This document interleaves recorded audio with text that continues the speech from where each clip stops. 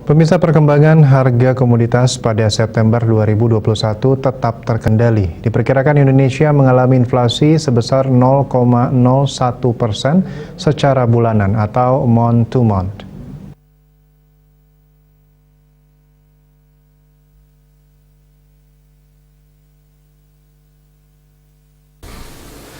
Ini merupakan hasil survei pemantauan harga SPH Bank Indonesia BI pada Minggu ketiga September 2021.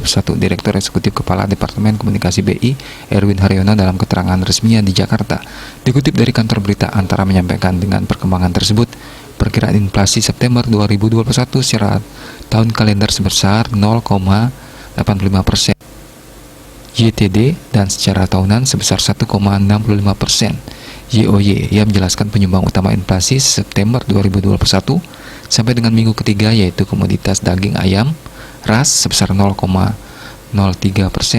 MTM minyak goreng sebesar 0,02% MTM, serta sawi hijau, bayam, dan rokok Veretek filter masing-masing 0,01% MTM. Sementara itu beberapa komoditas mengalami deflasi antara lain telur ayam ras sebesar 0,07% MTM, bawang merah, cabai rawit, cabai merah masing-masing 0,03%, serta bawang putih sebesar 0,01% MTM.